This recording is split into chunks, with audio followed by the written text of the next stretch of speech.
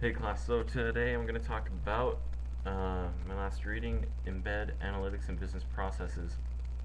I'm going to try really hard not to give like a summary and kind of like let you guys understand the importance of embedding analytics and kind of understanding this, because when you embed them and make them an everyday business or a part of everyday business decisions and processes, they can really um, make your business much more efficient and allow you to make those connections and recognize those patterns in business activities and understand what drives the performance of your company, and also be able to anticipate the effects of your decisions and the actions that you make.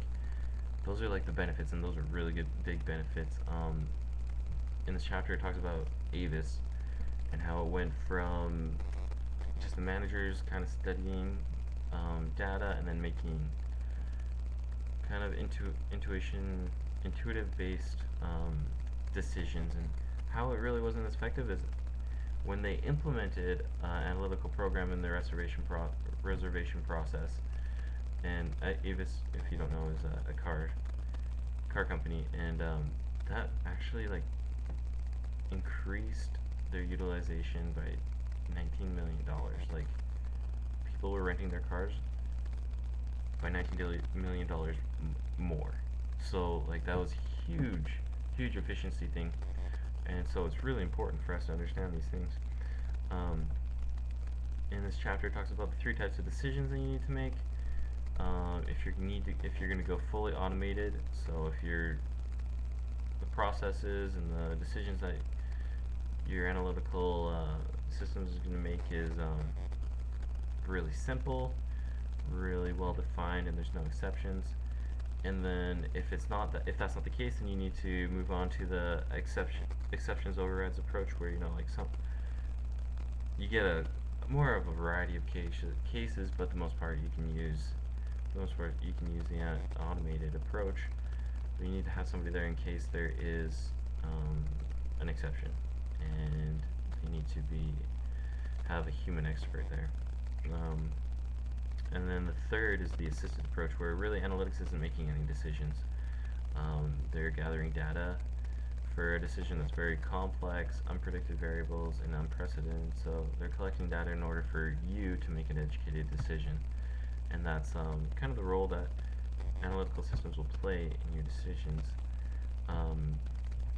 Also, we talk about a nirvana in order, like where business processes are in a state of nirvana. And the example that's given is the insurance industry, and how there's like three categories. The categories are how long the claim and payment are likely to take. Also, if it's a low risk of fraud, or if it's high risk of fraud.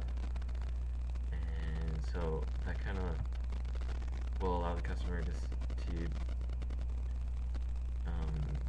get the attention that they need.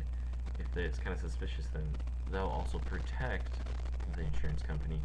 And so the analytical systems really helps insurance companies keep their customer satisfaction, as well as protect themselves from fraud and